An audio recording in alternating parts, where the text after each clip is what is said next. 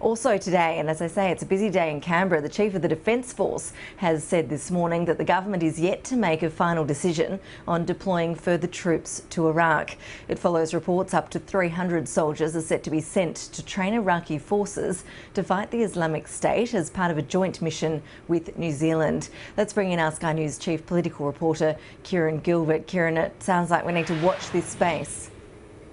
Yeah, it does sound imminent, Ashley. This was the formal message, though, from the CDF and the Foreign Minister as well when I spoke to her, that no decision has been finalised. But you'll hear from John Key in the comments we'll play you in a moment, from his comments yesterday in the New Zealand Parliament, where he announced that 143 New Zealand troops would be deployed as part of a joint training mission with Australia. This is in the context of us already having 200 commandos in Iraq as part of the training efforts with the Iraqi forces, some 400 Air Force personnel, along with the 6 Super Hornets and 2 support aircraft. So to provide that support to the New Zealand mission, you would think, given the numbers, Australia would have to increase the number of troops that we've currently got deployed. But as you say, no formal announcement or decision made yet. This was the CDF. Then we'll hear from John Key in the New Zealand Parliament and the Foreign Minister, Julie Bishop, this morning on the AIM Agenda program.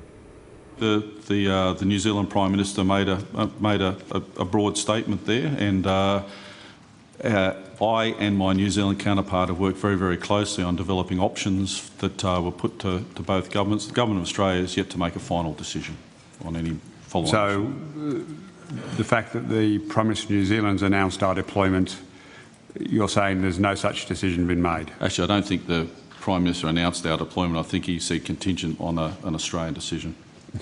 Okay.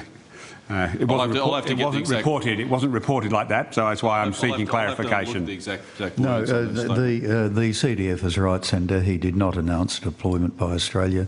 The word he used was contingent upon.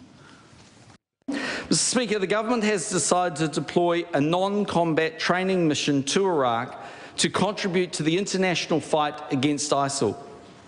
This is likely to be a joint training mission with Australia, although it will not be badged an ANZAC force. The question is the composition of our forces in Iraq, and that's a matter that's under review by the National Security Committee. We have had our presence in Iraq under constant review to ensure that we're achieving the best outcomes. And I welcome the announcement by the New Zealand Prime Minister that New Zealand will also take part in this coalition of assisting the Iraqi Defence Forces. So the Foreign Minister and CDF, they're saying no formal decision had been made, but John Key saying it's likely to include a component of Australian troops. He seems certainly to have let the cat out of the bag to a degree as to Australia's next announcement of more troops to be sent to Iraq. This all in the context of Tony Abbott heading to Auckland later this week for the annual leadership talks between Australia and New Zealand. Now,